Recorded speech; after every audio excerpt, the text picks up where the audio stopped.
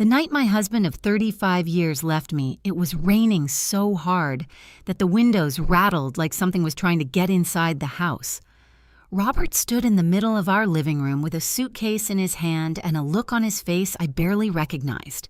"I can't live like this anymore, Kathleen," he said coldly. "I'm tired of being the only one with ambition. I deserve a better life than this. Than you." He told me he had met someone else, someone younger, someone successful. What he didn't know was that the woman he was leaving me for worked at a company I owned, and he thought I was poor. Before I tell you how everything fell apart that night and what happened when the truth finally came out, let me ask you something. If someone you loved for decades suddenly walked away because they believed you had nothing, what would you do? If this story already makes your heart race a little, take a moment to like the video and subscribe to the channel so you don't miss the rest of this journey. And I'm curious, where are you watching from today? What time is it in your city right now? Leave a comment and tell me. Trust me, this story is only beginning. 35 years is a long time to love someone, long enough to build a life, long enough to forget who you were before that person walked into it, long enough to believe that no matter what storms came, the two of you would face them together. I met Robert Thompson when I was 23 years old. Back then, life felt wide open and hopeful. I had just moved to Chicago after graduating from a small college in Illinois. I worked as a receptionist in a construction office, answering phones and filing invoices while trying to figure out what my future was supposed to look like. Robert was 25 and already working as a subcontractor. He wasn't rich, but he had a kind of confidence that made people believe he would be someday. He had broad shoulders, an easy smile, and a way of talking about the future, like it was something he could shape with his own hands. I still remember the first conversation we had. I was sitting behind the reception desk one afternoon when he walked in wearing dusty work boots and holding a stack of blueprints. "Excuse me," he said, leaning against the counter. "Is Mr. Sanders in?" "He's in a meeting," I told him politely. Robert sighed and ran a hand through his hair. "Figures," he said. "I've been chasing that man all week." I laughed softly. "You're not the only one." He glanced at the paperwork spread across my desk. "You look like the only organized person in this building," he said. It was such an unexpected compliment that I felt my cheeks warm. "Trust me," I replied.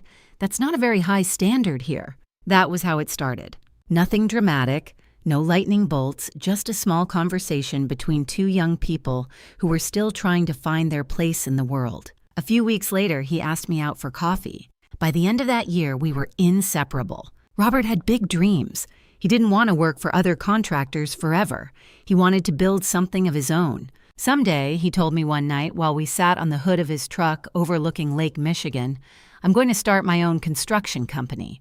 Real projects, real buildings." His voice carried the kind of certainty that made it impossible not to believe him. "And when that happens," he said, turning to me with a grin, "you're going to be my partner." "Your business partner," I teased. "No," he said softly. "My wife." We got married 2 years later. The early years weren't easy. Robert worked long hours on construction sites while I took bookkeeping classes at night.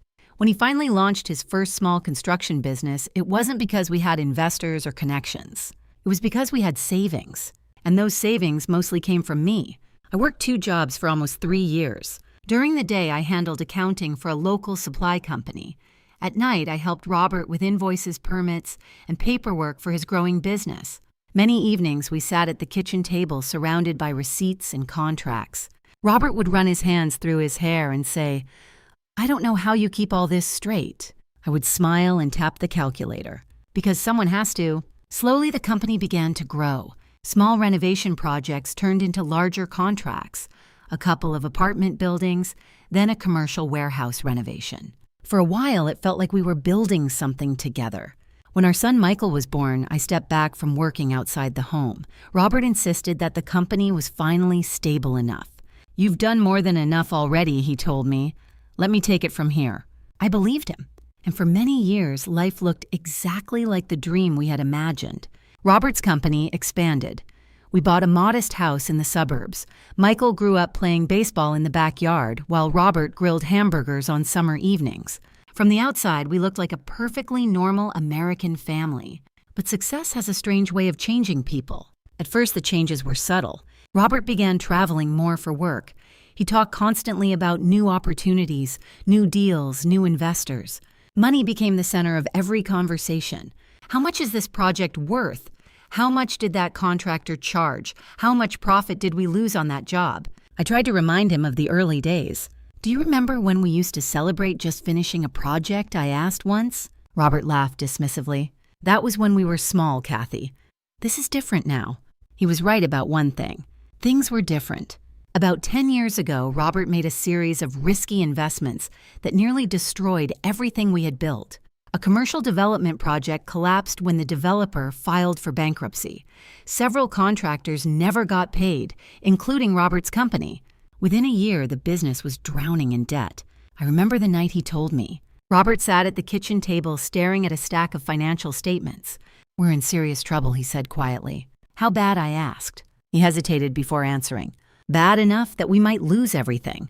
For weeks, the house felt like it was holding its breath. Creditors called constantly. Letters arrived in the mail demanding payments we couldn't make. Robert became distant and irritable. What he never realized was that I had already started looking for solutions.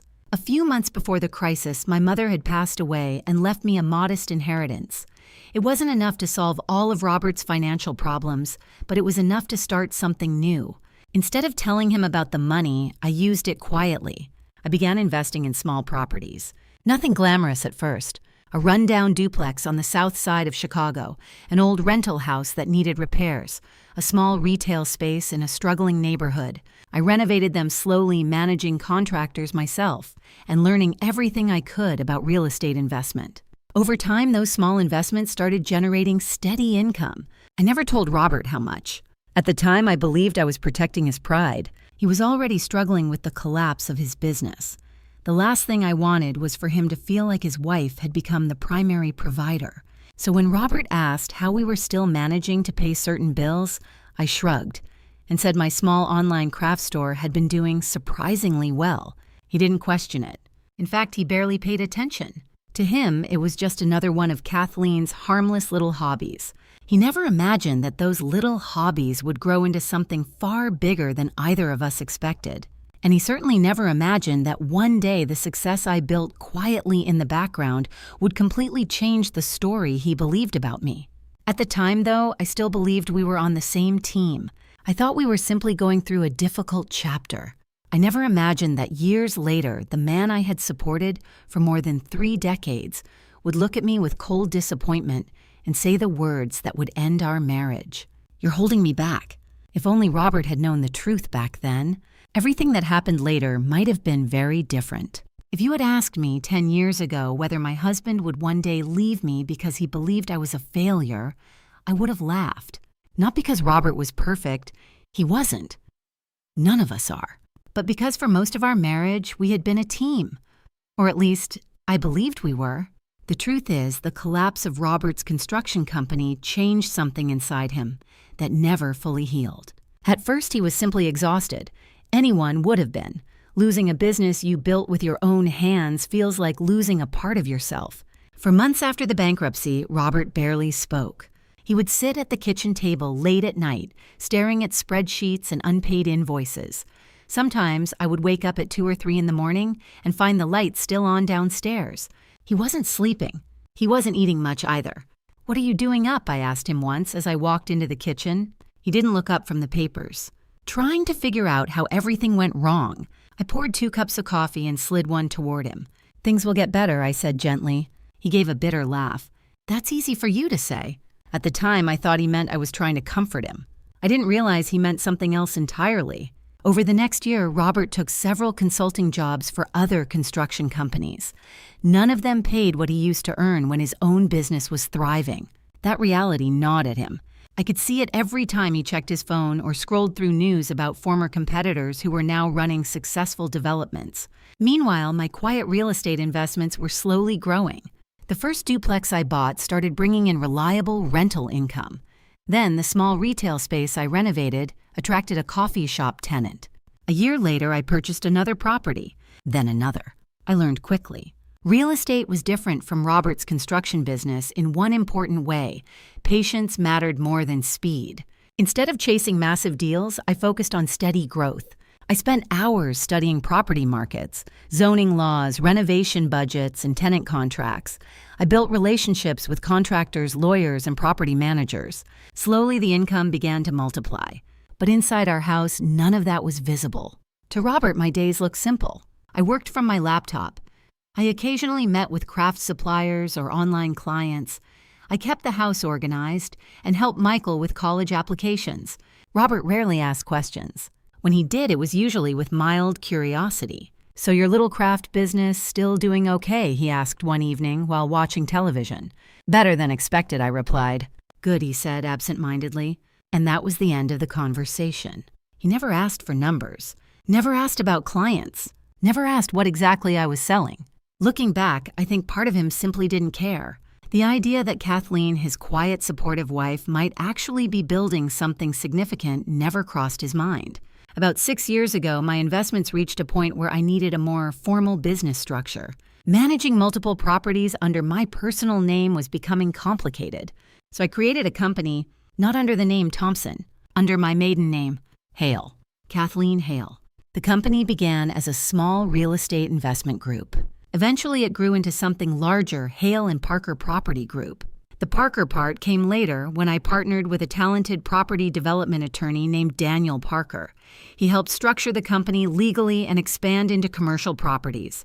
By that point, I had already purchased several apartment buildings and small office complexes. For the first time in my life, I felt something new. Confidence. Not the loud, showy kind Robert always chased, but a quiet certainty that I could stand on my own. Still, I kept my success private. Some people might find that strange. Why hide something you worked so hard to build? The answer is simple. Robert's pride had become fragile. The bankruptcy had wounded him deeply, and every time someone mentioned money or success, I could see the tension in his shoulders. If he discovered that his wife, who he believed was running a harmless little online craft store, had quietly built a thriving real estate company, I wasn't sure how he would react. So I stayed silent. I told myself I was protecting our marriage. But over the years, something else began to happen. Robert started changing. The frustration he once directed at failed business deals slowly turned toward me. At first, it was small comments. "You're lucky you don't have to deal with real financial pressure," he said once. Another time, he joked with friends at a dinner party. "Kathleen's job is basically shopping and crafts." Everyone laughed, including me. But inside, the words stung. Because by that point, my company owned properties worth several $1,000,000. And yet, in Robert's eyes, I was still the woman who stayed home and played with hobbies. I told myself it didn't matter. Marriage isn't a competition. But the comments continued, sometimes subtle, sometimes cruel. "You've never really understood ambition," he said during one argument. "I supported your ambition for 30 years, I replied quietly. He waved his hand dismissively. That was different. Different. That word stayed with me. Then about 2 years ago, Robert began coming home later and later. At first, he said it was work. New consulting projects, networking events, client meetings. But eventually, the signs became impossible to ignore. The sudden attention to his appearance. New shirts, expensive cologne, text messages that made him smile while staring at his phone. I didn't confront him immediately. Not because I was afraid of the answer, but because after 35 years of marriage, you sometimes hope your instincts are wrong. I remember the night everything finally became clear. Robert came home unusually cheerful. He poured himself a drink and sat at the kitchen counter. "I met someone interesting today," he said casually. "Someone from work?" I asked. "Sort of." He took a sip of whiskey. "She's young, smart, works in marketing for a real estate firm." I felt a strange chill run through me. "What's her name?" "Emily Parker." At the time, the name meant nothing to me. But a few months later, when Robert packed his suitcase and told me he deserved a better life, that same name returned. And not long after that night, I opened the employee directory at Hale and Parker Property Group. That was when I saw it. Emily Parker, marketing manager. Employee ID 44127. Working at a company majority owned by Kathleen Hale. The woman my husband believed had no ambition. The woman he believed had nothing. The woman he had just left. After I saw Emily Parker's name in our employee directory, I closed my laptop and sat very still. For a few minutes, I didn't move at all. 35 years of marriage had just ended, and somehow the woman Robert chose to replace me was working inside the company I had spent nearly a decade building. If life were a movie, that moment would have felt dramatic. But the truth was quieter. It felt strange, almost surreal. I walked to the kitchen and poured myself a glass of water, trying to organize the thoughts racing through my mind. Emily Parker, marketing manager. Hale and Parker Property Group. The coincidence felt almost unbelievable, but after checking her personnel file again, there was no doubt. She'd been hired 2 years earlier, long before Robert ever mentioned her name to me, which meant something important. Emily hadn't joined the company because of Robert. Robert had entered her life later. That realization calmed me slightly. At least she hadn't intentionally targeted my marriage. Still, the situation was complicated. Very complicated. I opened her file again the next morning from my office. Our headquarters occupied 3 floors of a renovated brick building in downtown Chicago. The space had exposed steel beams, polished concrete floors, and tall windows that overlooked the river. Most employees believed the company was primarily run by my business partner, Daniel Parker. Daniel was charismatic, confident, and very comfortable speaking publicly about the company. I preferred something different: privacy. Only a small group of executives knew that I was the majority shareholder and founder. Inside the company, I was known simply as Kathleen Hale, not Kathleen Thompson. The name difference had started as a practical decision. Hale was my maiden name, and using it helped separate my business life from my personal one. But over time, it became something more than that. It allowed me to build something that belonged entirely to me, something independent of Robert. That morning, I studied Emily's performance reports carefully. She had joined the company as a junior marketing analyst and quickly climbed the ladder. Her supervisors described her as intelligent, energetic, and extremely driven. Exceptional leadership potential, one review stated. Another described her as one of the most ambitious employees in the department. Her most recent campaign had increased occupancy rates across several commercial properties by nearly 15%. Impressive, very impressive. If I hadn't known anything about her personal life, I would have considered her one of our most promising employees. I leaned back in my chair, staring at the skyline outside my office window. The situation raised a question I hadn't expected to face. Should I tell her the truth? Technically, I had every right to. Robert and I were already separated. There was no legal reason to hide anything from Emily. But another part of me hesitated. What exactly would I say? Hello, Emily. I'm your boss, and I'm also the woman your fiancé just left after 35 years of marriage. The conversation would be humiliating for everyone involved, and something inside me resisted the idea of turning the company into a stage for my personal life. No, I decided to remain silent, at least for now. Later that week, I attended the company's quarterly leadership meeting. About 20 department heads sat around the long conference table. Daniel Parker stood near the presentation screen discussing expansion plans for several new development projects. Halfway through the meeting, the marketing team presented their latest campaign results. Emily Parker was among them. It was the first time I'd seen her in person. She looked younger than I expected, maybe early 30s. She had dark hair pulled back into a sleek ponytail and carried herself with the kind of confident posture that usually comes from years of believing in your own potential. When it was her turn to speak, she stood and connected her laptop to the projector. Her voice was steady and clear. Our goal this quarter was to reposition several underperforming commercial spaces in emerging neighborhoods, she explained while clicking through slides. The strategy was smart. Targeted digital marketing, partnerships with small business incubators, incentives for local entrepreneurs. I watched her carefully, not with anger, not even with resentment, mostly with curiosity. This was the woman Robert believed represented the better life he deserved. When the presentation ended, several executives applauded. Daniel nodded approvingly. "Excellent work, Emily." "Thank you," she replied. As the meeting wrapped up, people began gathering their laptops and coffee cups. Emily walked toward the door with the rest of the marketing team. Just before leaving, she glanced toward the head of the table where I was sitting. Our eyes met for a brief moment. She smiled politely. "Good to see you again, Kathleen." Her tone was friendly and professional. There was absolutely no recognition in her expression, no hint that she had any idea who I really was. And why would she? To her, I was simply one of the company's senior executives, not the woman whose husband she had fallen in love with. That evening, I returned to the quiet house Robert and I had shared for decades. His absence still felt strange. The bedroom closet was half empty now. The bathroom counter had lost the clutter of his shaving kit and cologne bottles. 35 years of routines don't disappear easily. I made myself dinner and sat alone at the kitchen table. My phone buzzed. A text message from my son Michael. Dad says he's getting serious with someone. I stared at the screen for a moment. Then another message appeared.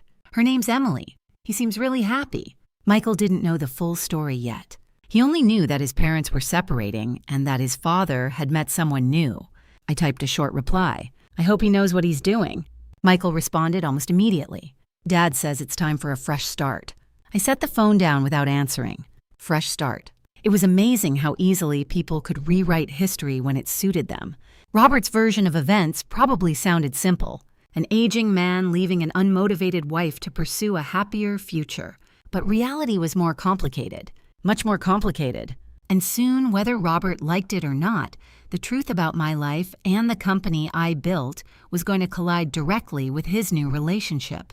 I just didn't know yet how dramatic that collision would be. At that moment, one thing was certain. Emily Parker had absolutely no idea that the quiet woman she smiled at during meetings was the same woman her fiancé had just walked away from. For the first few weeks after discovering Emily worked at my company, I kept my distance. Not because I was afraid of her, and not because I felt threatened. The truth was simpler. I needed time to think. Divorce after 35 years isn't something you process overnight. Even when the marriage has already begun to crumble, the final break leaves a strange emptiness behind. Every morning, I still woke up automatically at 6, the same way I had for decades. Robert used to leave early for job sites, and I had always gotten up to make coffee before he left. Now the kitchen was quiet.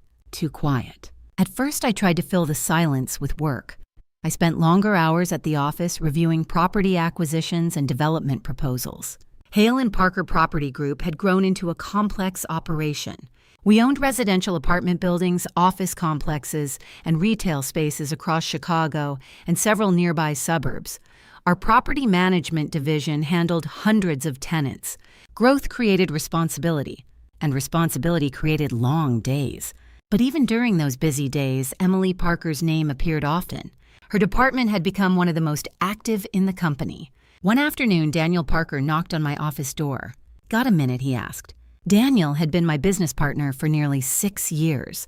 He was one of the few people who knew both sides of my life, the private woman who had quietly built a real estate empire, and the wife whose husband had just walked out after 3.5 decades. "Of course," I said, gesturing toward the chair across from my desk. Daniel sat down and placed a folder on the table. I wanted to talk about the marketing department.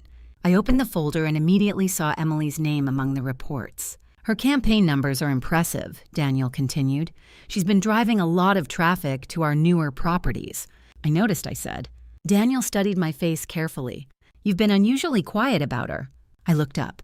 "About who?" "Emily Parker." Daniel leaned back slightly. "I know what's going on at home, Kathleen. You don't have to pretend I don't." Daniel had been one of the first people I told when Robert left.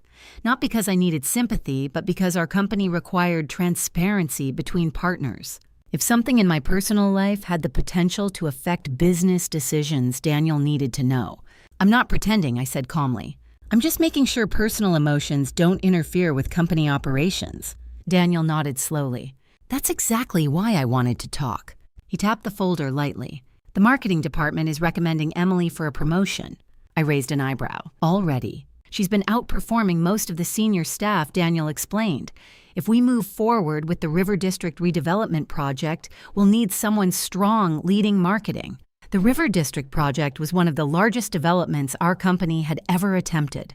3 renovated warehouses along the Chicago River would be converted into mixed-use commercial spaces, offices, restaurants, retail boutiques. Marketing the project would be critical. "You think she's ready?" I asked. Daniel shrugged. "Technically, yes." Then he hesitated. "But the situation with Robert complicates things."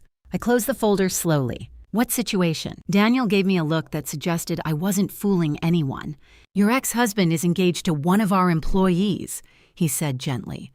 "That's a potential conflict of interest." "Only if I allow it to become one," I replied. "And will you?" I stood and walked toward the large window behind my desk. The Chicago skyline stretched across the horizon glass towers, reflecting the afternoon sun. For years, this view had reminded me of everything I had built quietly, piece by piece. I turned back toward Daniel. Emily earned her position through performance, I said, not through personal relationships. Daniel watched me carefully. You're sure you're comfortable with that? I didn't build this company by making emotional decisions. There was a brief silence. Finally, Daniel nodded. Fair enough. He stood up and gathered the folder. I'll move forward with the promotion review. As he reached the door, he paused. One more thing. Yes, I met Robert once, remember, at that charity dinner 2 years ago. I nodded. Robert had attended reluctantly.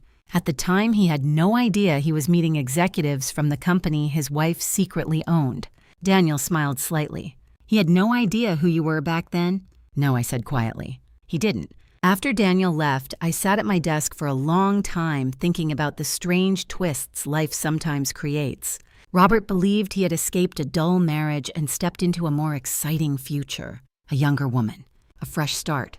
What he didn't realize was that his new life was already connected to mine in ways he couldn't possibly imagine. That evening, as I prepared to leave the office, my assistant stopped me near the elevator. Emily Parker asked if you might have a few minutes tomorrow, she said.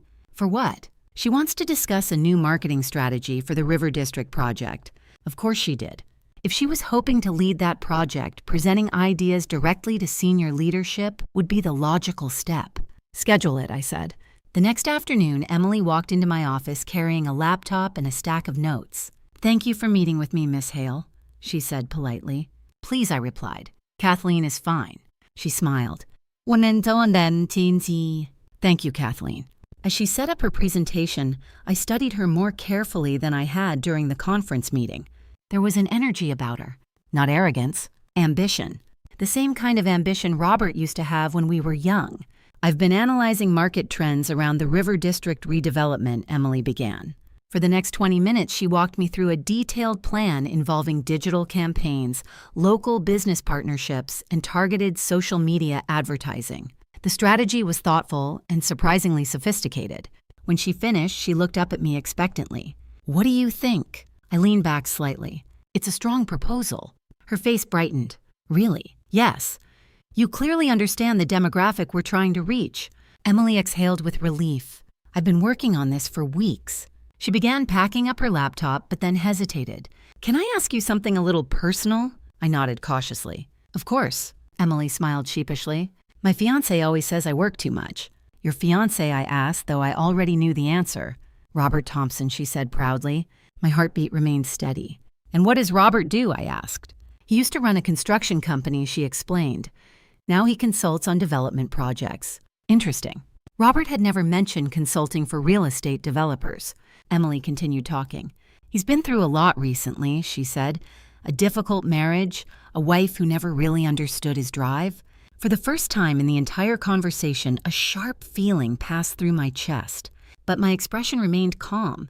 I'm sure relationships can be complicated, I said. Emily nodded sympathetically. He says he spent years feeling trapped. Trapped. 35 years together. And that was the word Robert had chosen. Emily closed her laptop and stood. Anyway, thank you again for your time. As she walked toward the door, she paused. Oh, Robert and I are planning an engagement dinner soon. Just something small with a few friends. She hesitated for a moment. If the company gala isn't scheduled too soon, I'd love to invite some colleagues. Perhaps I said politely. She smiled warmly and left the office. When the door closed behind her, the room felt very quiet again.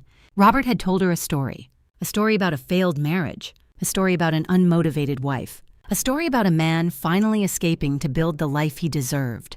What he didn't realize was that every day the woman he had described so poorly was sitting in the office above the entire company his fiancé worked for, and sooner or later the truth was going to surface. The only question left was how. Over the next few weeks, Emily Parker's presence in my professional life became impossible to avoid. Not because she sought it out intentionally, but because she was very good at her job. The River District project was gaining momentum, and Emily's marketing strategies were becoming central to our rollout plan. Every department meeting included updates from her team. Every proposal involved data she had collected. Every conversation seemed to circle back to the same name. Emily Parker. From a business perspective, I had to admit something that complicated matters even further. She deserved the attention. Her instincts were sharp. She understood emerging neighborhoods' shifting demographics and how to present a development project in a way that attracted both investors and tenants. More importantly, she worked harder than almost anyone in the department. That kind of dedication always stood out to me, perhaps because I recognized it. For years, I had been the same way, quietly building something while everyone else assumed I wasn't doing much at all. One Thursday afternoon, Daniel Parker stopped by my office again. He didn't bother knocking this time. He leaned casually against the door frame. "Tell me something honestly," he said. "That usually means trouble," I replied. Daniel smiled. "Beatty, are you avoiding the promotion discussion because of Robert?" I looked up from the documents spread across my desk. "No." "You sure?" "Yes." Daniel stepped into the office and closed the door behind him. "The executive board is meeting next week," he said. "They want a final decision about the River District leadership team." "I'm aware. And Emily is the top candidate." I folded my hands on the desk. "Her numbers support that." Daniel studied my face carefully. "I know you don't like mixing personal life with business," he said. "But you're still human, Kathleen. I'm also the majority owner of this company." "Yes," Daniel said, "which is exactly why I'm asking." There was a long pause. Finally, I sighed. "You want to know if I'm planning to sabotage her career?" Daniel didn't answer immediately. "I want to know if you're being fair to yourself." I leaned back in my chair. "This company wasn't built to settle personal scores," I said. "If Emily is the best person for the job, she gets the job." Daniel nodded slowly. "I figured you'd say that." He walked toward the door, then stopped. "One more thing," he added. "I spoke with the marketing department this morning, and they think Emily is on track to become one of the strongest leaders in the company." I smiled faintly. "That's good news." Daniel gave me a knowing look. "Unless your ex-husband ruins everything." After he left, I sat quietly for a moment. Robert had no idea how much influence Emily's career held inside my company. He probably imagined she worked for some anonymous corporate structure, a distant CEO, a faceless board of directors, not the woman he had spent decades married to. That thought alone almost made me laugh. Later that evening, I received a text message from my son Michael. "Dad says he's moving in with Emily next month." I stared at the screen for several seconds. Michael had always been closer to Robert than to me, not because we lacked love, but because Robert's personality filled every room he entered. Michael had grown up admiring that confidence. After Robert left, Michael struggled to stay neutral. At least that was what he told me. In reality, neutrality often meant siding with the louder parent. I typed a short reply. "Is that what he wants?" Michael responded quickly. "Yeah, he says it's time to start his new life." New life. The phrase had become Robert's favorite, as if 35 years of shared history could be erased like a chalkboard. I set the phone aside and tried to focus on something else. But later that night, curiosity pulled me back to the company database. I opened Emily's latest performance review. Her supervisor had written something interesting. "Emily demonstrates strong leadership instincts and a willingness to take risks in competitive markets." That sentence lingered in my mind. Risk. Robert had always been drawn to risk. Big projects, bold moves, ambitious plans. Perhaps that was what attracted him to Emily. She represented the version of himself he still wanted to believe existed. The version that wasn't defeated by bankruptcy or middle age. A few days later, I saw Emily again during a project planning meeting. The room buzzed with conversation as executives discussed renovation budgets and tenant negotiations. Emily stood near the presentation screen explaining her latest marketing projections. "If we position the River District as a destination for young creative businesses," she said, "we can attract startups and boutique firms looking for flexible office spaces." Someone asked about competition from other developments nearby. Emily didn't hesitate. "That's where branding matters," she replied confidently. "We're not just offering offices, we're offering a community." Her energy filled the room. I watched quietly from my seat at the far end of the table. At one point, Emily glanced toward me. "Would you agree, Kathleen?" she asked. All eyes turned in my direction. I considered the data on the screen. Then I nodded. "Yes," I said. "You're thinking about this the right way." Emily smiled. After the meeting ended, she approached me while the others packed up their materials. "I appreciate your support earlier," she said. "You earned it," I replied. She hesitated for a moment. "You know, Robert actually suggested something similar last week." "Oh," I said carefully. He used to work in development, Emily explained, so he's been giving me advice about positioning the project. I felt a strange mix of amusement and disbelief. Robert offering strategic guidance about marketing a development project for a company owned by his wife. That's helpful, I said neutrally. Emily nodded enthusiastically. He's really smart about this stuff. Then she lowered her voice slightly. He's had a rough few years, though. I waited. His marriage ended recently, she said. He spent decades with someone who didn't really believe in ambition. The words hung in the air between us. I kept my expression calm. I'm sorry to hear that, I said. Emily sighed. He says he wasted a lot of time trying to build a life with someone who was satisfied staying small. Satisfied staying small. I wondered what Robert would think if he could see the financial reports sitting in my office, or the property portfolios worth millions, or the development deals waiting to close. But he couldn't see those things. Not yet. Emily checked her phone. I should get back upstairs, she said. The marketing team is preparing the next campaign. As she turned to leave, she added one last comment. Oh, Robert and I are planning a small engagement dinner soon. I felt my pulse slow. Congratulations, I said politely. Thank you, she replied. Then she smiled. You should come. For a moment, I wasn't sure I had heard her correctly. To the dinner, I asked. Yes, she said brightly. You've been such a great mentor at work. It would mean a lot. The irony was almost unbearable. Emily Parker was inviting me to celebrate her engagement to my husband. I held her gaze calmly. I'll think about it, I said. Emily beamed. Great. She walked away down the hallway, completely unaware of the strange storm she had just stirred. Because if that dinner actually happened, Robert and I would be sitting across from each other again. Only this time, the power between us would be very different. The invitation sat in my mind for days. Emily Parker had asked me her boss to attend the dinner where she planned to celebrate her engagement to Robert Thompson, my husband, or technically my soon-to-be ex-husband. If anyone else had described the situation to me, I probably would have said it sounded like the plot of a bad television drama. Yet there I was, living inside it. For several evenings, I ignored the thought entirely. I focused on work. The River District project was moving forward quickly. Architects finalized renovation plans for the warehouses, investors reviewed financial projections, and city officials approved zoning adjustments. Business was thriving. Personally, though, things remained complicated. Robert had moved most of his belongings out of the house by then. The divorce paperwork was in progress, though lawyers warned it could take months to finalize.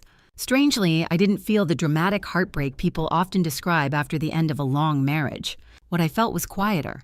More like the slow fading of something that had already been dying for years. One evening, my phone rang while I was reviewing property reports. The caller ID showed Michael's name. Hi, Mom, he said when I answered. Hi, sweetheart. Michael hesitated before continuing. Dad told me something today. I closed the file on my desk. What did he say? He said Emily wants to invite some coworkers to their engagement dinner. My heart gave a small ironic twist. Yes, I said calmly. She mentioned that. Michael sounded surprised. She already told you. We work at the same company, remember? There was a brief pause. Right, Michael said awkwardly. Michael still struggled to understand the full scope of my work. Like Robert, he had spent years assuming my small craft business was my only occupation. I had never corrected that assumption. Now it was starting to create strange situations. Are you going? Michael asked. I looked out the window at the dark Chicago skyline. I haven't decided yet. Michael exhaled slowly. Dad thinks it would be uncomfortable. That made me smile slightly. I imagine it would be. He says the past should stay in the past. I leaned back in my chair. Your father has always preferred simple narratives. What do you mean? Nothing, I said gently. How are you doing? Michael sighed. It's been weird. Because of the divorce. Yeah, and because Dad seems like a completely different person. I waited. He's acting like he's 25 again, Michael said. Talking about starting new projects, making big plans. That sounds familiar. Emily seems nice, though, Michael added. I nodded even though he couldn't see me. Yes, she does. After we hung up, I sat quietly for a long time. Robert chasing a new life. Emily believing she had found a man full of untapped ambition. Michael trying to understand both sides of a family breaking apart. And me, standing at the center of a truth none of them fully understood. 2 days later, Daniel Parker walked into my office again. He didn't bother with small talk this time. So he said, dropping into the chair across from my desk, "I heard you got invited to a very interesting dinner. News traveled quickly inside companies." I raised an eyebrow. "You've been talking to the marketing department again." Daniel grinned. "They talk to everyone." He leaned forward slightly. "You're going right. I haven't decided." "Oh, come on," he said. "You can't pass up a moment like that. I'm not interested in humiliating anyone." Daniel shook his head. "That's not what I meant." "Then what did you mean?" He folded his arms. "You've spent years hiding what you built. Maybe it's time the world sees it." I considered that. Revealing the truth at Emily's engagement dinner would certainly accomplish that. But something about the idea felt wrong. "I'm not looking for revenge," I said quietly. Daniel studied me carefully. "No," he admitted. "You're not." Then he smiled. "But the universe might be." That evening, as I was preparing dinner, my phone buzzed again. This time the message came from Emily herself. "Hi, Kathleen. Just checking if you might be free Friday night for the engagement dinner." I stared at the message for a moment. Her tone was cheerful, friendly. She had absolutely no idea how complicated her invitation was. After a few seconds, another message appeared. "Robert would love to meet some of the people I work with." I almost laughed. Robert already knew some of the people she worked with. He just didn't realize it. I typed a short response. "Friday evening should work." Emily replied instantly. "Wonderful. I'll send you the address." A few seconds later, the location appeared. A small upscale restaurant near the Chicago River. Private dining room. 6 guests total. Small, intimate. Impossible to avoid conversation. I set the phone down slowly. For the first time since Robert left, I felt something close to anticipation. Not anger, not bitterness. Something closer to curiosity. Because Robert had created a story about our marriage. A story where he was the ambitious man who had been trapped for decades by an uninspired wife. Emily believed that story. Michael believed parts of it. And Robert had probably repeated it so many times that he believed it himself. But stories have a funny way of collapsing when confronted with reality. Friday evening arrived faster than expected. I stood in my bedroom staring at the closet. Most of the clothes inside were professional business attire, tailored suits, simple dresses, clothing appropriate for boardrooms and investor meetings.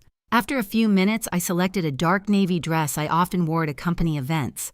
Elegant, understated, confident. As I looked in the mirror, I barely recognized the woman staring back. Not because she looked different, but because she felt different. For years, I had allowed Robert to see only a small piece of who I was. The quiet wife, the woman with hobbies, the partner who stood in the background. Tonight would be the first time he saw the other version. Not through an argument, not through revenge, simply through truth. Before leaving the house, I paused in the doorway. 35 years of memories lived inside those walls. Family dinners, birthday parties, arguments, laughter. All of it now belonged to the past. I picked up my purse and stepped outside. The evening air was cool as I drove toward the restaurant. Chicago's city lights reflected across the river as traffic moved slowly through downtown streets. By the time I arrived, the sky had turned deep blue. Inside the restaurant, a hostess greeted me warmly. "Are you here for the Parker Thompson engagement dinner?" "Yes," I said. She led me down a quiet hallway toward a private dining room. Soft light spilled from the partially open door. I could hear voices inside. One of them was Emily's. Another voice made my stomach tighten slightly. "Robert." The hostess smiled politely and gestured toward the door. "They're just getting started." I nodded. Then I stepped inside, and for the first time since the night he walked out of our house, Robert Thompson saw me again. The moment I stepped into the private dining room, the conversation stopped. Not gradually, not politely, completely. 6 people sat around the long table covered with white linen and soft candlelight. Wine glasses sparkled under the warm glow of the chandelier, and a large window behind them revealed the dark Chicago River flowing quietly through the city. Emily Parker was the first to stand. "Kathleen," she said warmly, "you made it." Her smile was genuine, completely unaware of the storm she had just walked into. Robert, however, looked like someone had suddenly pulled the floor out from under him. For a moment, he simply stared at me, his face drained of color. "Kathleen," he said slowly. It was the first time he had spoken my name in weeks. Emily turned toward him, clearly confused. "You two know each other?" she asked. I set my purse down calmly on the chair beside me. "Yes," I said. Robert still hadn't moved. His eyes flicked between me and Emily like someone trying to solve a puzzle that had suddenly become very complicated. Emily laughed lightly. Oh, that's funny. I guess Chicago really is a small world. She gestured toward the empty chair across from Robert. Please sit down. I took the seat quietly. The room remained tense for several seconds. Emily looked around at the other guests. Everyone, this is Kathleen Hale, she said proudly. She's one of the senior executives at my company. Several people nodded politely. One man extended his hand. Nice to meet you. Nice to meet you as well, I replied. Across the table, Robert still looked stunned. Emily placed a hand gently on his arm. Robert, are you okay? He forced a stiff smile. Yes, I'm fine. But his eyes never left me. Emily continued happily. Robert used to run a construction company, she explained to the table. So he's been giving me advice about development projects. Someone asked him a question about real estate markets. Robert cleared his throat. Yes. I've worked in construction for many years. I could almost see the calculations happening behind his eyes. He was trying to understand how his ex-wife had suddenly appeared at his fiancée's engagement dinner as one of her company's senior executives. The story he had told Emily about me didn't include this version of Kathleen.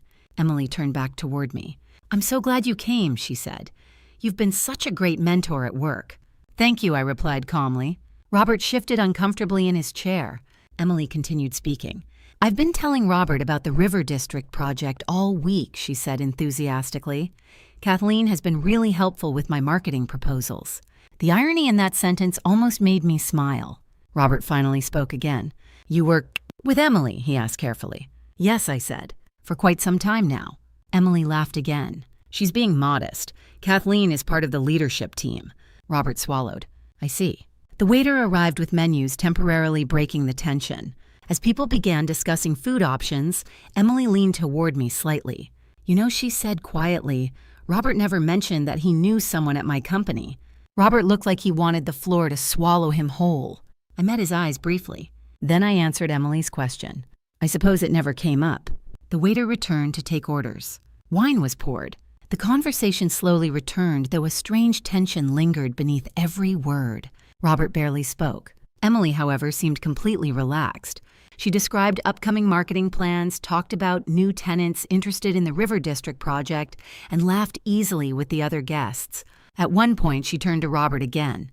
You should tell them about that project you worked on in Evanston, she said. Robert nodded stiffly. Yes, that was several years ago. He spoke briefly about construction work he had supervised before his company collapsed. Listening to him describe those years felt strange. Not because he was lying, but because he was only telling half the story. He spoke about the success, the contracts, the growth. But he never mentioned the long nights Kathleen Thompson had spent balancing the books, or the sacrifices that kept the company alive during its hardest years. After the appetizers arrived, Emily lifted her wine glass. I'd like to make a toast, she said. Everyone looked toward her. She smiled warmly at Robert. Robert and I met at a time when we both needed something new in our lives. Robert forced a small smile. Emily continued.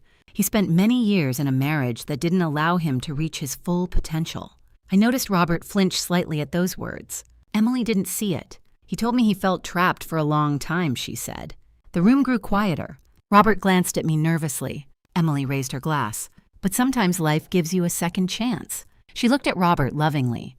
And I'm grateful we found each other. Everyone clinked glasses. Everyone except me. I simply watched Robert, because I knew something he didn't. The truth about my life. The truth about the company Emily worked for. And the truth about how fragile Robert's carefully constructed story really was. After the toast, dinner continued. Conversation drifted toward business topics again. Emily asked me several questions about marketing strategy for the River District project. I answered professionally. Robert remained mostly silent. Finally, about halfway through the main course, Emily leaned back in her chair. You know what's funny, she said. What one guest asked. I talk about work so much at home that Robert practically feels like he works for the company too. She laughed. Robert gave a weak smile. Emily turned toward me. You should see him when I explain our development plans, she said.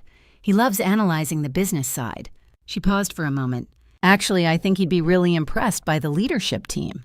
I raised an eyebrow slightly. Oh, yes, Emily said enthusiastically. Our founders built something incredible. Robert shifted again in his chair. Emily continued.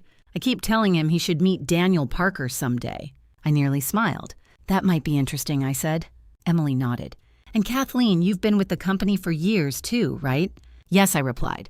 Robert's eyes moved slowly toward me again. How long? Emily asked. I looked directly at Robert as I answered. A long time. Emily smiled. You must really believe in the company. I do, I said calmly. Across the table, Robert's expression tightened because he was beginning to realize something. Something about the way people in the company spoke to me. Something about the way Emily looked to me for approval during meetings. Something about the quiet authority in my voice. The puzzle pieces were starting to move. He just didn't know yet how big the picture really was, and very soon he would. Dinner continued, but the atmosphere in the room had shifted. Most of the guests didn't seem to notice. They were enjoying the wine, the elegant food, and the lively conversation Emily kept guiding from topic to topic. But Robert noticed, and so did I. Every few minutes, his eyes drifted toward me, studying my face, as if he were trying to understand something that refused to make sense. I could almost hear the questions forming in his mind. Why was Kathleen here? Why did Emily treat her like an important executive? Why had he never heard about this before? Emily, meanwhile, seemed blissfully unaware of the silent battle taking place across the table. She had moved on to describing the company's upcoming gala event. It's the biggest night of the year for us, she said excitedly. Investors, partners, city officials, everyone comes. One of the guests asked where the gala would be held. At the Grand Hall downtown, Emily replied. It's incredible. She turned to me. You'll be there too, right? Of course, I said. Robert shifted in his chair again. Emily continued speaking enthusiastically. I'm hoping this year will be extra special, she said. The company is celebrating a major milestone. What kind of milestone? Another guest asked. Emily's eyes lit up. The founder of the company is receiving a major business leadership award. I watched Robert carefully. He was paying very close attention now. Who founded the company? One guest asked. Emily smiled. A brilliant investor named Kathleen Hale. The name hung in the air. Robert's eyes snapped toward me instantly. I took a slow sip of water. Emily continued, completely unaware of the tension growing beside her. She started the company years ago with a few small properties, Emily explained. Now we manage millions in real estate across Chicago. That's impressive, someone said. It really is, Emily replied. People say she's incredibly strategic. Robert looked like someone who had just heard a ghost story about a person he thought he knew. He stared at me again, longer this time. Emily leaned toward him affectionately. I keep telling Robert I'd love for him to meet her someday, she said. The irony of that statement almost made me laugh. Robert opened his mouth slightly, then closed it again. Emily noticed his silence. What's wrong? She asked. Nothing, he said quickly. But the words sounded strained. One of the guests raised a glass. Well, I'd love to meet this Kathleen Hale, too. Emily nodded eagerly. She's amazing from everything I've heard. Then she turned back to me. Have you worked with her directly? The room suddenly felt very quiet again. I could feel Robert's attention sharpen like a knife. Yes, I said calmly. Quite closely. Emily leaned forward with curiosity. Really, what's she like? I met Robert's eyes again. She's someone who believes actions speak louder than appearances. Emily smiled. I like that. Robert's fingers tightened around his wine glass. He was beginning to understand something, but he still didn't fully grasp it. Emily continued talking. She built the company from almost nothing, she said. That kind of ambition is incredible. She glanced at Robert. Don't you think so? Robert forced a small nod. Yes, he said quietly. I suppose it is. Emily rested her chin on her hand thoughtfully. You know, that's one thing Robert and I have always connected on, she added. Ambition. I watched Robert carefully as she spoke. He told me he spent years feeling like the people around him didn't understand his drive. Emily continued. Robert's face tightened slightly. Emily kept going. But life is too short to stay somewhere you can't grow. Those words landed heavily in the room. Robert's eyes shifted toward me again, and for the first time that evening, I saw something new in them. Not arrogance, not confidence, doubt. The conversation drifted again when the waiter arrived to clear plates and bring dessert. But Robert barely touched his food. Finally, during a brief lull in the conversation, he leaned slightly toward me. His voice was low enough that only I could hear it. What is going on? He whispered. I kept my expression calm. What do you mean? You know exactly what I mean. Emily was laughing with the other guests across the table, completely unaware of the quiet exchange happening beside her fiancé. Robert's voice grew tighter. "Why are you here?" "Emily invited me." "That's not what I meant." I tilted my head slightly. "Then what did you mean?" Robert's jaw clenched. "You work at her company." "Yes." "Since when?" "For quite some time." His eyes narrowed. "You never mentioned that. You never asked." Robert leaned back in his chair, clearly struggling to stay composed. Emily turned toward us again. "Everything okay?" she asked. "Of course," I said smoothly. Robert forced another smile. "Yes, just catching up." Emily seemed satisfied. "Fadihi." "Good," she said cheerfully. Then she picked up her glass again. "You know what would be fun," she said. What someone asked. "If everyone here came to the company gala next month." Several guests nodded. "That sounds interesting." Emily looked at Robert. "You should come too." Robert blinked. "Me?" "Yes," she said excitedly. "You'd finally get to see the company in action." Then she turned to me. "Do you think that would be okay?" I smiled slightly. "I'm sure it would." Robert looked like he had just stepped into a maze he didn't understand. Emily squeezed his hand. "You'll love it," she said. Robert nodded slowly. "Yes, I'm sure I will." But I could see the storm forming behind his eyes. Because the puzzle pieces were finally starting to fit together. He had heard the name Kathleen Hale. He had heard the story of the company's founder. And he had spent the entire evening watching his ex-wife behave like someone with far more authority than a simple executive. Sooner or later, Robert Thompson was going to ask the question he was clearly avoiding. And when he did, his entire version of the past 35 years would collapse. For now, though, dessert arrived. The other guests resumed laughing and chatting. Emily looked radiant. Robert looked haunted. And I sat quietly in the center of it all, waiting for the truth to catch up with him. By the time dessert arrived, Robert had barely spoken for nearly 20 minutes. Emily noticed eventually. "Robert," she said gently, "you've been really quiet tonight." He straightened slightly in his chair, forcing a polite smile. "Just tired," he said. It was a weak excuse, and everyone at the table seemed to know it.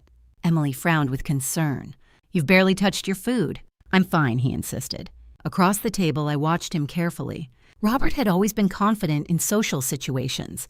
He was the kind of man who could walk into a room full of strangers and quickly turn himself into the center of attention. But tonight was different. Tonight he looked like someone slowly realizing that the world he thought he understood was much bigger and much stranger than he imagined. Emily reached for his hand. "You've been stressed lately," she said softly. Robert nodded absently. "Yes, I suppose I have." One of the guests tried to lighten the mood. "So Robert the man said with a friendly smile, Emily tells us you used to run a construction company." Robert looked up. "Yes, for many years." "What kind of projects?" "Commercial buildings mostly," Robert said. "Retail spaces, small offices." "That must have given you a lot of experience with development." Robert nodded. "It did." The guest glanced toward me. "Then you probably have a lot in common with Kathleen," he said. "Real estate development isn't easy." Robert's eyes flicked toward me again. "Yes," he said slowly. "I'm starting to realize that."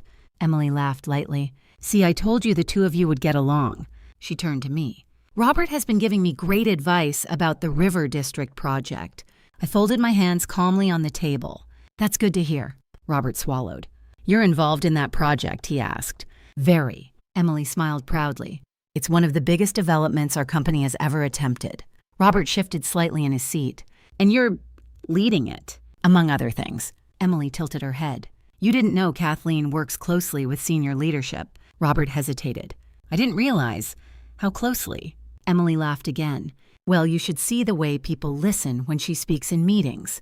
She turned to the other guests. "Seriously, when Kathleen gives feedback on a proposal, everyone pays attention." Robert stared at me. There was no hiding the confusion on his face anymore. Because the woman he had described to Emily as unmotivated, unambitious, someone who stayed small, did not look like the woman sitting across the table tonight. The waiter returned briefly to refill glasses. Emily lifted her wine again. "You know what we should do?" she said suddenly. What someone asked. "We should visit the River District site together sometime." She looked at Robert enthusiastically. "You could finally see the scale of what we're building." Robert nodded slowly. "That might be interesting." Emily turned to me. "Maybe Kathleen could give us a tour." Robert's head snapped toward me. "A tour," he repeated. Emily shrugged casually. "Well, she's practically running the project." Robert blinked. "I see." The room fell into another brief silence. Finally, Robert leaned toward me again. His voice was barely above a whisper. "What exactly do you do at that company?" I met his gaze calmly.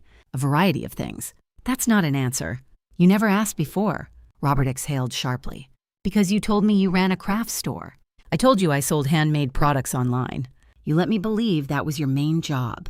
"You never seem very interested in the details." Robert's jaw tightened.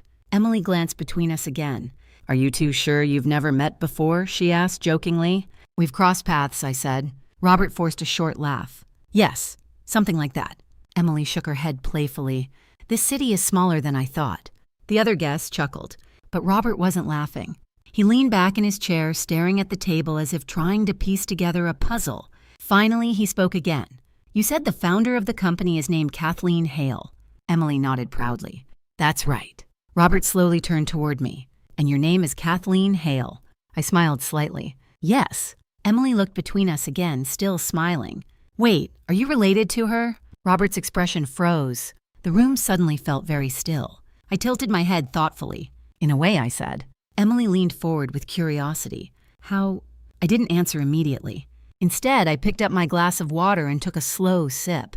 Robert watched every movement, because now he understood something important. The answer to Emily's question mattered. A lot. Finally, I set the glass down. "I know the founder very well," I said calmly. Emily's eyes lit up. "That's amazing." Robert's hands clenched slightly on the table. Emily continued excitedly. "You'll have to introduce me someday." I held Robert's gaze for another moment. Then I smiled gently. "I'm sure that can be arranged." Emily laughed. "Perfect." She leaned back happily. "This has turned into such a great evening." Robert said nothing, but his silence was louder than anything else in the room, because now the pieces were almost all in place. He had heard the founder's name. He had watched the way people treated me. He had listened to Emily describe the company I had built. And somewhere deep inside his mind, the truth was beginning to form. He just wasn't ready to say it out loud yet, but he would be soon, very soon. Because the next major event Emily had mentioned, the company gala, was only a few weeks away. And at that gala, the founder of Hale and Parker Property Group would be standing on stage, in front of hundreds of guests, accepting an award, under bright lights, where everyone could finally see exactly who she was, including Robert Thompson. After that moment, the dinner began winding down. Not abruptly, but slowly, like a gathering that had lost some of its energy without anyone fully understanding why. The other guests continued chatting, finishing their wine and complimenting the restaurant's food. Emily seemed happy with how the evening had gone. Robert, however, looked like a man carrying a question that refused to leave his mind. When the waiter brought the final bill folder, Emily waved it away quickly. "Already taken care of," she said with a bright smile. One of the guests laughed. "Engagement perks." Emily grinned. Something like that." The group began standing, gathering coats and purses. Emily hugged each guest warmly. "Thank you all for coming," she said. The hallway outside the private room buzzed softly with other diners and quiet music. Through the restaurant's tall windows, Chicago's night lights shimmered along the river. As the group slowly drifted toward the exit, Robert hung back. I knew he would. He waited until the others stepped a few feet ahead before turning toward me. "Kathleen," he said quietly. "Yes." "What is really going on?" His voice carried none of the confidence he once used so easily. Only confusion, maybe even fear. I looked at him calmly. "What do you mean?" "You know exactly what I mean," he said. He lowered his voice further. "You're not just some employee at Emily's company." "No," I said simply. Robert ran a hand through his hair, something he always did when he felt cornered. "You let me believe," he began, then stopped. I tilted my head slightly. "You believed what you wanted to believe." "That's not fair, isn't it?" Before he could respond, Emily's voice floated back toward us. "Robert, are you coming?" "Yes," he called quickly. Then he turned back to me. "We're not finished talking." I never said we were. We stepped into the cool Chicago night together with the others. Emily walked beside Robert, slipping her arm through his. "That was wonderful," she said happily. "I'm so glad everyone got along." Robert forced a smile. "Yes, wonderful." Emily turned toward me. "I really hope you'll come to the company gala next month." "I'll be there," I said. "Perfect," she replied. She looked at Robert. "You should come too." Robert hesitated for a split second. Then he nodded. "Sure." Emily clapped her hands softly. "Great. It'll be your first time seeing how big the company really is." Robert glanced at me again. "Yes," he said slowly. "I'm starting to realize that." The group said their goodbyes. Cars pulled away one by one until only Robert and Emily remained standing near the restaurant entrance. Emily kissed Robert lightly on the cheek. "I'm going to grab the car," she said. She walked toward the valet stand, leaving Robert and me alone on the sidewalk for the first time that evening. The silence between us stretched for several seconds. Finally, Robert spoke. "You're the founder, aren't you?" His voice was almost a whisper. I didn't answer immediately. Streetlights reflected across the river behind him, and traffic hummed softly in the distance. Robert took a step closer. "Kathleen Hale," he said slowly. "That's your maiden name?" "Yes." His eyes widened slightly. "So the founder of Hale and Parker Property Group?" "Yes." "Is you." I watched the realization settle across his face. All the assumptions he had built about my life were collapsing one by one. "You built that company?" he asked. "I did." "How long?" "About 8 years." Robert stared at me like he was seeing a stranger. "That company owns half the River District development," he said, "and several other properties. But you were selling crafts online." "I was also investing." His voice grew sharper. "You never told me. You never asked." "That's not the same thing." "No," I said calmly. "It isn't." Robert exhaled slowly. "You let me believe you were barely making money. I let you believe what you wanted to believe." "That's not fair, Kathleen." I looked at him carefully. "Do you remember what you said the night you left?" Robert's expression tightened. "You told me I had no ambition," I continued. "You said you deserved a better life." He didn't answer. "You said I was holding you back." Robert looked away toward the river. "I didn't know," he muttered. "No," I said. "You didn't." For years, Robert had believed he was the only ambitious one in our marriage. He had believed I lived quietly in his shadow. He had believed I depended on him. Now he was realizing something very different. Emily returned at that moment, walking toward us with the car keys. "Ready?" she asked cheerfully. Robert quickly composed himself. "Yes." Emily smiled at me again. "Thank you for coming tonight." "It was my pleasure." She opened the car door for Robert. As he climbed inside, his eyes met mine one last time. There was no anger in them now, only shock, and something else, regret. The car pulled away into the city traffic. I stood on the sidewalk watching the red taillights disappear down the street. The truth had finally reached Robert Thompson, but that was only the beginning. Because in a few weeks, at the company gala, the entire world he thought he understood was about to see the truth as well, and that moment would change everything. In the days following the engagement dinner, something shifted. Not inside the company. Business continued moving forward exactly as it always had. Meetings were held, contracts, reviewed, construction schedules adjusted, and tenants negotiated leases for the River District development. But outside the office, the quiet storm that had started that night continued to grow. Robert knew the truth now. He knew that Kathleen Hale, the founder of Hale and Parker Property Group, was the same woman he had been married to for 35 years. And for the first time since our separation, he began reaching out. The first message came 2 days after the dinner. I was sitting in my office reviewing investment projections when my phone buzzed. "Robert." For a moment, I considered ignoring it, but curiosity won. I answered. "Hello." There was a pause on the other end of the line. "Kathleen." His voice sounded different. Less confident than usual. "Yes, I think we need to talk." "We've already talked." "Not really." I leaned back in my chair. "What do you want to discuss?" Another pause. "That company," he said finally. "You mean the one you built?" "I didn't hide it," I replied calmly. "You never told me. You never asked." Robert exhaled slowly. "I don't understand why you kept it from me." I looked out the window toward the Chicago skyline. "Because I knew how you would react." "What does that mean?" "You spent years measuring your worth by success," I said. "You had already lost your company. I didn't want you to feel like you had lost your pride, too." Robert was quiet. Then he spoke again. "So you protected my ego." "I protected our marriage." Robert laughed softly, but there was no humor in it. "That's ironic." "Why?" "Because I left that marriage believing I was the only ambitious person in it." His words hung in the air. "That belief didn't come from nowhere," he added. "You created it." "No," I said gently. "You chose it." Robert didn't respond for several seconds. Finally, he spoke again. "Emily doesn't know yet. I assumed she didn't. She thinks you're just a senior executive." "That's what I am." "You're also the founder." "Yes." Robert sounded uneasy. "She talks about you all the time." "That's flattering." "She admires you." "That's good for the company." Robert's voice grew quieter. She admires the kind of ambition she thought I had. I didn't respond, because we both knew what he meant. Emily believed Robert had escaped a life where his dreams were ignored. But the truth was much more complicated. You should tell her, Robert said finally. Why? Because she deserves to know. Does she? Robert hesitated. You think she'll find out at the gala anyway? I imagine so.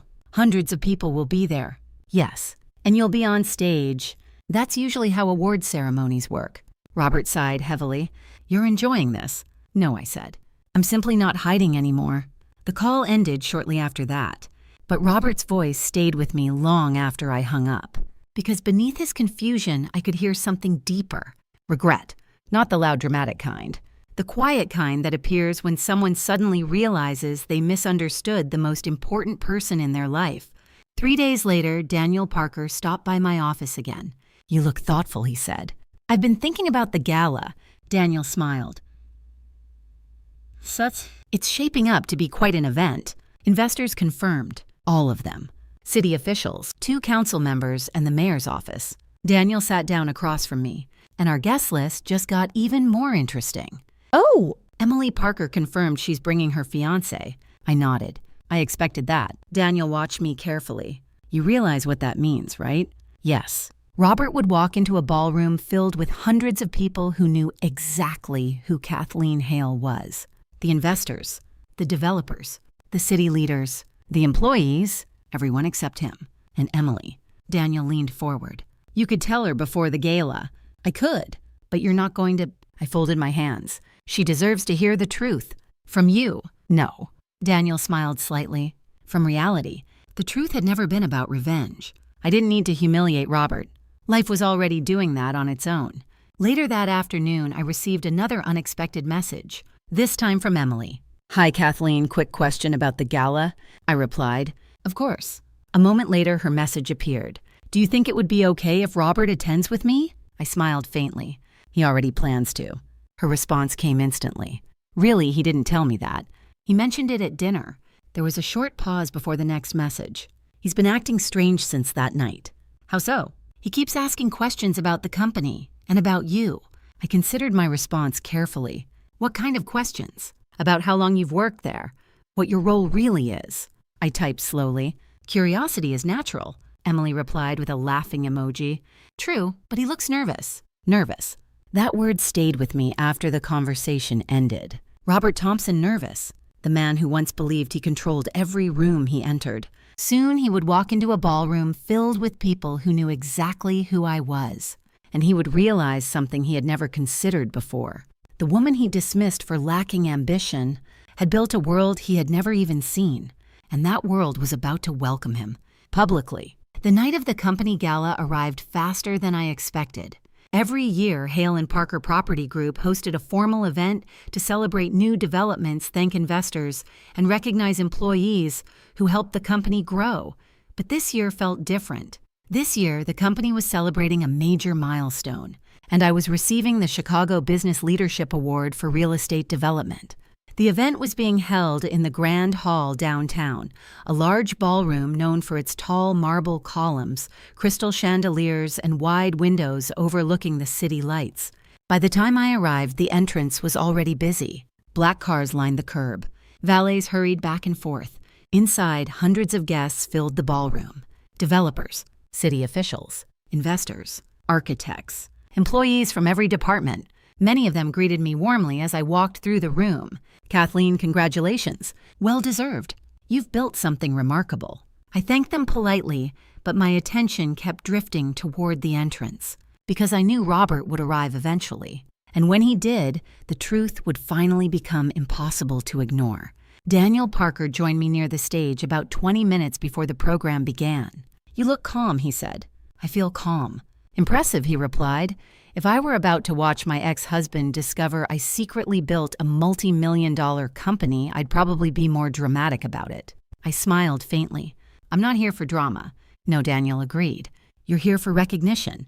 The lights dimmed slightly as the evening program prepared to begin. A soft murmur passed through the crowd. And then I saw them. Robert and Emily walked into the ballroom together. Emily looked elegant in a dark green dress, her hair styled carefully for the formal event. Robert wore a black suit, but his posture was tense. The moment they stepped inside, Emily's eyes widened. "Wow," she whispered, looking around the massive ballroom. "I told you the company was big," she said to Robert. Robert didn't answer, because he was looking at the banners hanging along the walls. Large banners displaying the company name, Hale and Parker Property Group, and beneath the name, a photograph. My photograph. Emily didn't notice at first. She was busy greeting coworkers who approached them, but Robert saw it immediately. I watched his face from across the room. The moment he recognized the photo, the moment his entire body stiffened, Emily turned toward the banner a few seconds later. "Oh," she said happily, "there she is." Robert didn't move. Emily smiled proudly. "That's the founder I told you about." She pointed toward the photograph. Kathleen Hale. Robert's face went pale, because the photograph above the ballroom floor was unmistakable. The same woman he had been married to for 35 years. The same woman he had told Emily lacked ambition. The same woman he believed had been holding him back. Emily kept talking. "She built this entire company from scratch."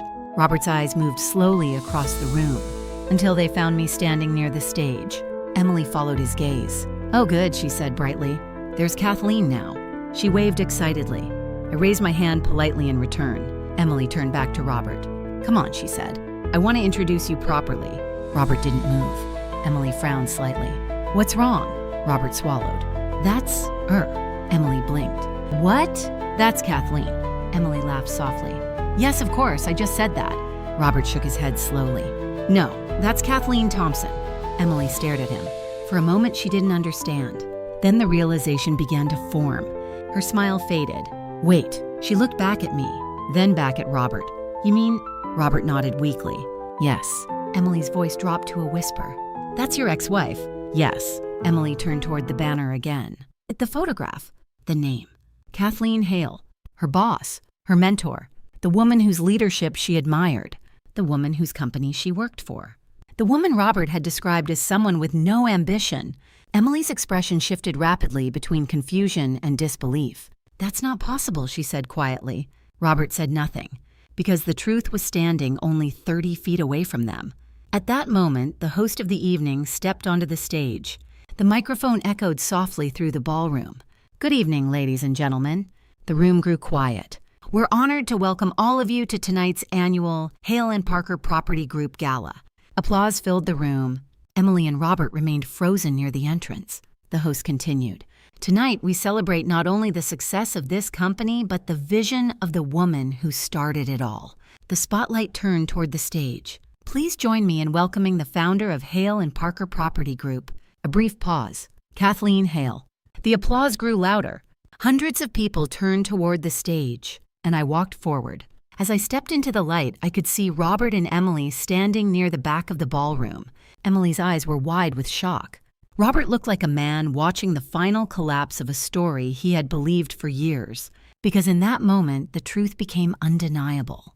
The woman he had left for lacking ambition had built one of the most successful real estate companies in the city, and everyone in that room knew it, everyone except him, until now. The applause in the ballroom lasted longer than usual. Not just polite clapping, but the kind of recognition that comes from years of watching something grow. Investors stood. Several employees cheered from the back of the room. Even some of the city officials near the front tables nodded with quiet respect.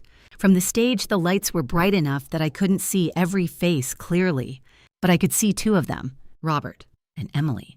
They stood near the entrance of the ballroom like two people who had just stepped into the wrong room. Emily's hand was still holding Robert's arm, but her posture had changed.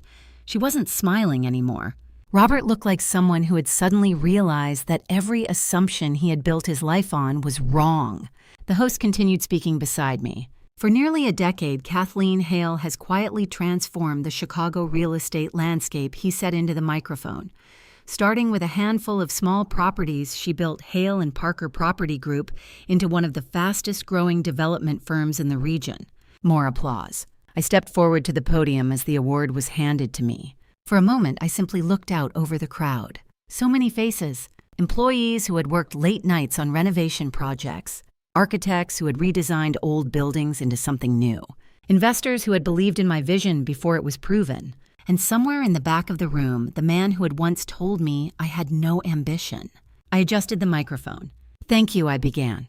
The room grew quiet again. "This company started in a very small way," I said.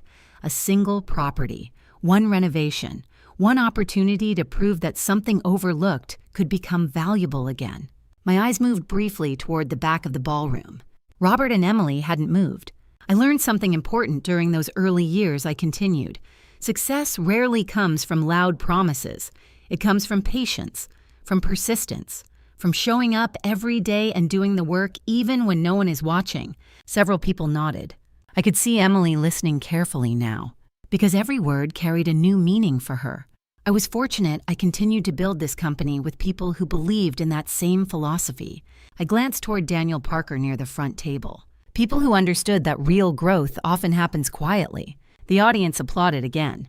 But my speech wasn't really about real estate. Not entirely. "There's another lesson I learned along the way," I said. The room grew even quieter. Sometimes people misunderstand the value of something simply because they haven't taken the time to look closely. A few people exchanged curious glances. Emily's eyes shifted toward Robert. "Sometimes," I continued, "the most important work someone does isn't obvious from the outside." My voice remained calm, but that doesn't make it any less real. Robert lowered his gaze. Emily looked between us again, her expression slowly shifting from confusion to understanding, because she was starting to realize something. The story Robert had told her about his marriage wasn't the full truth, and maybe it had never been. I finished my speech simply. "Thank you to everyone who believed in this company, and thank you to the people who continue building it every day." The applause returned again, loud, warm, genuine. As I stepped away from the podium, several people approached the stage to congratulate me. Daniel was the first. "Well," he said with a grin that was elegant. "I wasn't trying to be dramatic. You didn't need to be."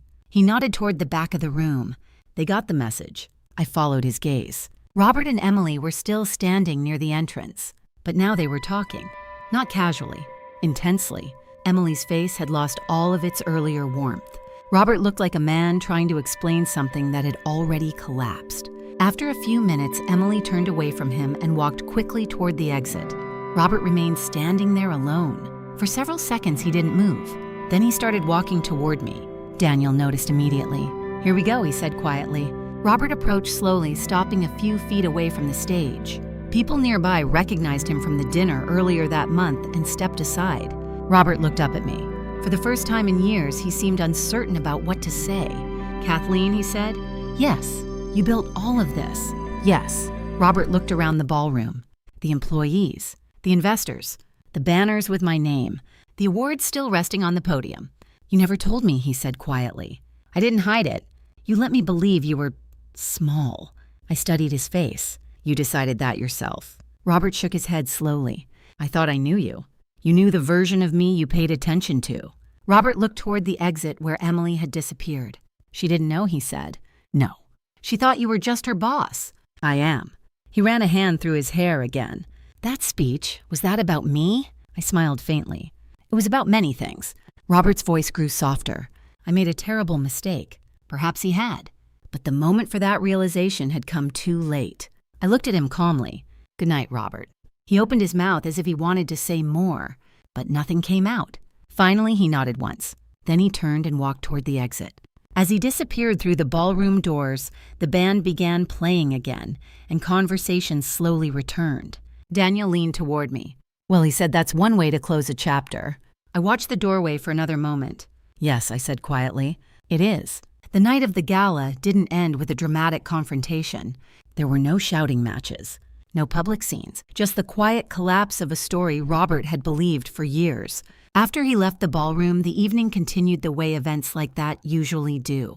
Music returned, people laughed, investors discussed future projects over glasses of wine, employees gathered around tables sharing stories about late nights on construction sites and difficult negotiations that had finally succeeded. Life moved forward, and strangely that felt right. Daniel stayed near me for most of the evening, occasionally whispering sarcastic commentary about the shocked expressions he had noticed earlier. "At least Robert finally learned something tonight," he said at one point. "What's that?" "Never underestimate quiet people." I smiled slightly. The truth was, I didn't feel triumphant. Relieved perhaps, but not triumphant, because the truth hadn't been revealed to punish Robert. It had simply been revealed because it existed.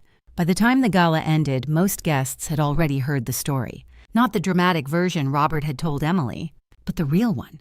The founder of the company had once been married to a man who believed she lacked ambition, and that man had discovered the truth in the middle of the company's largest celebration. The irony wasn't lost on anyone.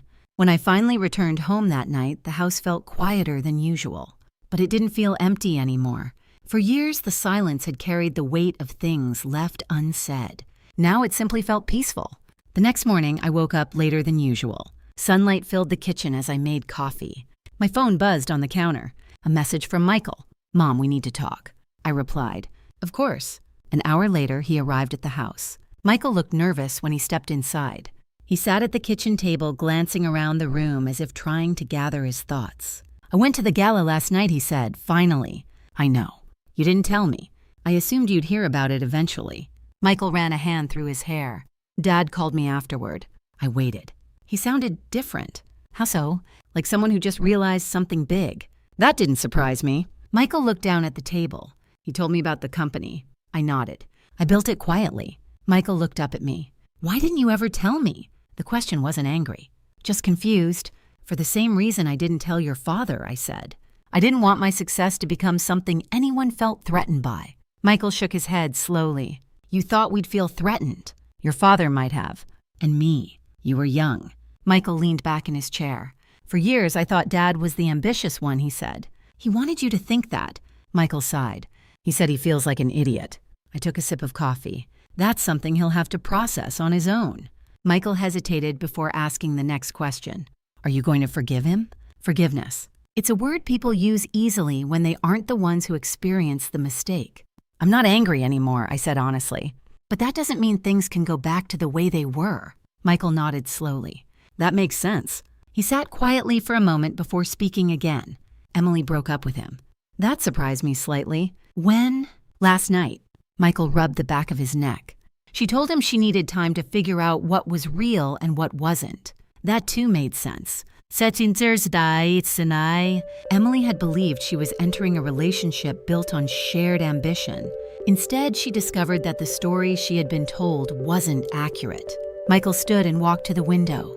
"You know what's strange," he said. "What?" "I think Dad really believed the story he told her." "That's possible." Michael turned toward me again. "He believed you were small." I smiled faintly. "People often see what they expect to see." Michael nodded thoughtfully. Then he walked back to the table and sat down again. "I'm proud of you, Mom." Those words meant more to me than any business award. "Thank you," I said. Michael looked around the kitchen again. "You built an entire company," he said quietly. "Yes, and you did it without anyone noticing." "That wasn't the goal." "But it happened." I nodded. "Yes." Michael smiled slightly. "Well, I guess the secret's out now." It was. Over the next few weeks, life settled into a new rhythm. The divorce papers were finalized quietly. Robert moved into a small apartment across the city. Emily remained with the company, though our conversations became more formal and professional. She worked hard, and I respected that. Daniel continued expanding the company's development projects, and for the first time in many years, I felt something unexpected. Freedom. Not the dramatic kind people imagine after divorce, but the quiet freedom that comes from finally living without being misunderstood. Robert had once believed I lacked ambition, but ambition isn't always loud. Sometimes it builds something remarkable while no one is watching. And sometimes the truth reveals itself at exactly the right moment. For 35 years, Robert believed he understood the woman he had married. He believed he knew her strengths, her limitations, and her ambitions. But the truth was far more complex. Sometimes the people closest to us see only what they expect to see. They overlook quiet determination. They misunderstand patience as weakness. They mistake humility for a lack of ambition. Kathleen didn't build her success to prove anyone wrong. She built it because she believed in something larger than appearances. And in the end, the most powerful moment wasn't the public recognition at the gala. It was the quiet realization that her value had never depended on someone else's opinion. So here's a question for you. Have you ever been underestimated by someone who thought they knew you well? And if so, how did you respond? Did you try to prove them wrong?